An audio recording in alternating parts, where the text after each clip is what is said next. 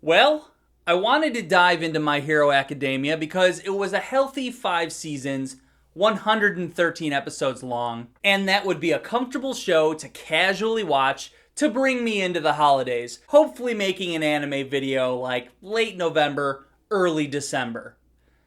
Nope. I got addicted and I knocked out 113 episodes in 2 weeks. I was having way too much fun and I just couldn't stop. Every second of free time, I was sneaking in MHA. I would watch it on my lunch break. I would watch it while I was brushing my teeth. Hell, I was at a fucking wedding, and during the ceremony, I was like,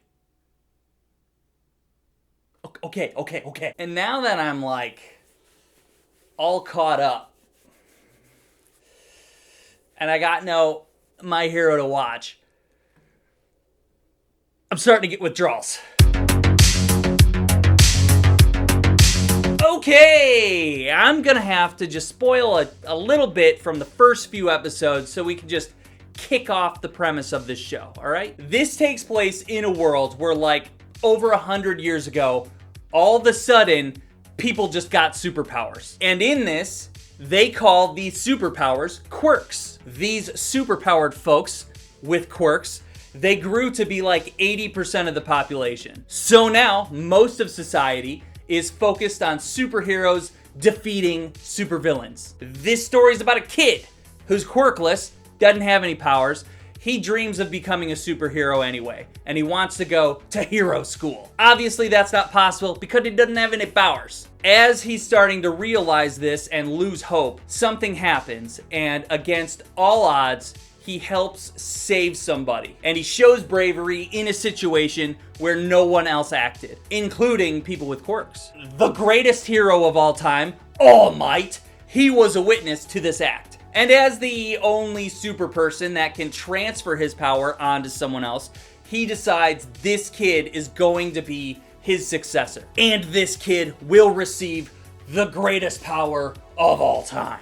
Trust me, I'm not really spoiling anything here. I'm leaving out a lot of details. This kid gets into hero school, and the story is about him learning to try and control this new power and learning the essentials of what a hero needs to be. Now you just add on like 100 characters on top of that, and you got yourself a show. Here's the thing, and I gotta point this out early. This show is a blatant ripoff of Harry Potter, X-Men, and the movie Sky High, and probably other things as well that I'm not thinking of right now. I just can't ignore the obvious parallels and similar characters. However, they do a great job with it, so I'm not mad about it at all. They at least copied the best parts of these other things. Let's discuss some characters. Izuku Midoriya, also known as Deku, he is our main protagonist. Talk about the most relatable character ever. He's a loser that idolizes heroes. The ultimate underdog that always has the odds against him. When he fails, we're sad, and when he succeeds, we're overjoyed. Since he's obsessed with superheroes and their quirks, he pays more attention to how these people around him use their abilities. And later on, that pays off in several ways as he learns to develop his own power. All Might, greatest hero of all time, he says several times that Midoriya's true power is how he inspires others. And we see that over and over and over again. That's a reoccurring theme that pays off every time. His belief in others and drive for himself inspires other students and other heroes as well. Such a great character to get behind, relatable as fuck. And when you take a minute to think about it, the difference between these students growing up who had powers automatically and Deku who was given these powers at a later age, it's a completely different mindset from someone that's given the privilege of power to someone that's had to earn it and has to earn this right. As someone that grew up from the bottom and knows what it's like to be on the bottom, he bears more weight of the responsibility of being a hero. All Might, the greatest hero of all time. He plays a big part in this, and all I gotta say about All Might is he is the fucking man. He took this immense power that he has and he turned it into a symbol for people to look up to. And that is his true contribution to society. Villains aren't looking just to defeat All Might. They want to destroy the symbol of peace. Because being a symbol is more powerful than the power of an individual. Batman. Bakugo is a big presence that I'm a fan of. He's been this sort of bully to Midoriya their whole life. And now you've got this kid that he's always looked down on and he's always talked down to. This kid he just assumes he's better than is beating him at school and becoming more powerful than him. This literally lights a fire in Bakugo that pushes him to greater heights. And the rivalry between these two leads to a rewarding dynamic. But I do love this character. He does yell a lot though, which can be annoying. The teacher of this hero class is Mr. Aizawa. Straight up, he is Snape. He's got cool powers, he's very hard on his students, but he's Snape. Can't ignore that fact, even though he's one of the coolest characters in the show. Personally, my favorite character is Shoto. I think he's got the deepest and most fucked up motivation to be a hero, and that focuses around his father, Endeavor, the second greatest hero behind All Might. There is a messy family history here, and Shoto has to figure all this out while he's learning to become a hero. This is a character that was literally born out of his father's drive to be better than All Might. And now this is a dude with all this power that's learning to think for himself. He also has the coolest power. He's like half Iceman, half Human Torch. He will not use his fire powers though, because he gets that from his dad. So he's gotten amazing at using his ice powers, has no idea how to use his fire powers. Awesome. There's deep shit going on there and I fucking dig it. There are a million other characters, and what this show does really well is structuring these characters into different tiers to fit the story that they're telling, and then they just kind of filter them in and out of episodes. But they do it in a digestible manner. Considering the overwhelming amount of characters, I was never overwhelmed with the amount of characters.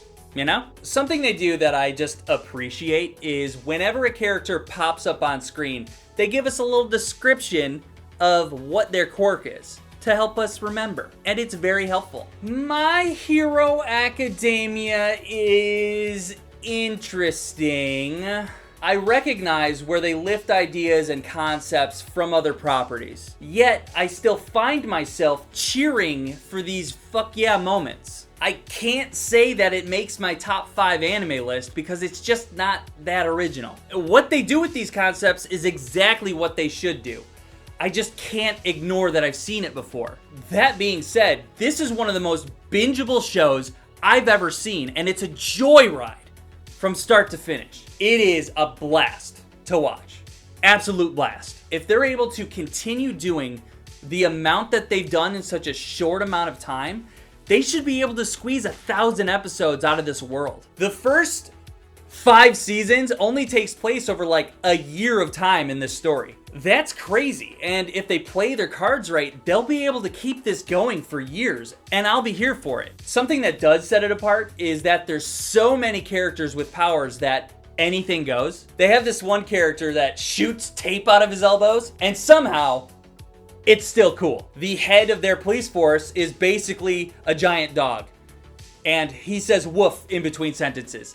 That sounds stupid, but somehow it still works. They take the most random quirks and make them original and create good characters with them. There's a dude that just has wings. He can fly. He's basically Angel from the X-Men. But every feather that falls off of this guy, he can control individually. That's fucking cool. Let's discuss some villains. The League of Villains are the primary antagonists, and they're a growing organization. You might say they're going through some growing pains. Somehow, they do a great job at making this group of villains their own underdog story. They have a goal that they're looking to achieve, and they need to accumulate people and power to get there. And like the heroes, when they fail, they come back stronger. As these young heroes and young villains advance and fail, they're all learning and growing. As these villains face our heroes again and again, we get to know them and we get to know their abilities. So then, when they have to face another group of villains, we have a team to root for. It's pretty smart storytelling, not overly original though. I'd say that these ideas from other shows and movies, they start to fade in season 4 and season 5. And that's when you actually start seeing some originality. Season 4 starts out very strong, and it's one of my favorite arcs. And it's immediately followed by one of the weaker arcs, mostly based around a talent show between hero classes. Tell you the truth, I'm all about that kind of shit. but they introduce a villain that I just wasn't a fan of. He's just like an English guy that keeps posting YouTube videos of his crimes, starving to get more attention. And, you know, for some reason, I just couldn't relate. And then the very end of that arc is just awesome. Season 5, they have the characters go out in the real world with some real superheroes. Kind of like a student work program, if you will. This is when we get to see Endeavor in action. The previous seasons, he was always just this intimidating presence looming over Shoto. Seeing how great of a hero he is and finding his own way to become a symbol, as well as trying to just be a better father. Perfect example of showing us a character early on, we get an impression of him, and then they defy our expectations later on. We get to see some growth. What do I dislike about MHA? Well, just as I have said the word hero a billion times in this video, they say the word hero a billion times in every episode. I'm not sure how you fix that, but they say hero way too much. The other stuff is just typical issues that I have with anime in general. They make sure to have some female characters wear very showy outfits to, you know, please the pervs out there. Early on, they introduce a pervy character that pervs on the girls throughout the show. That gets old for me very fast. He starts to calm down around like season 4. Other than that, I was pretty happy with everything. Even if it ripped off of something else. Something they do that I love, which is just like X-Men, they have these small character building moments that stand out for me. And they sprinkle it really well through the show. A great example was an episode where the students moved into dorms together. So the students go around to each other's rooms to see how every student decorates their room. You would think that this is kind of a blow-off episode, but I loved it. There's a character where every time he eats sugar, he gets really strong and powerful. So in this episode, you discover that he's great at baking. Of course he would be good at baking. I like small character moments like that, and this show capitalizes on those. The animation, it's sweet. I believe it's the same studio that did Full Metal Alchemist and Cowboy Bebop. I watched the English dub. Lots of great familiar voices. For example, All Might is played by the dude that does Vegeta and Piccolo. This show is about learning and growth and failure and growth. And we get to see every step of the process. It is the ultimate underdog story. Since the setting is within a school of students learning to control their powers and learning who they are, everyone starts out as an underdog within a world of superpowered people that already know their strengths and weaknesses. Everybody loves a good underdog story, and this show has a ton of them that they layer together. And I found that the most heroic moments are within conversations between characters. They say what they believe in, and then they do their best to back it up with their actions. That's the kind of shit that gives me nerd sweats. And in a show about superheroes, all I can ask for is to get nerd sweats. And My Hero Academia delivers on those nerd sweats. Okay? See ya! Subscribe!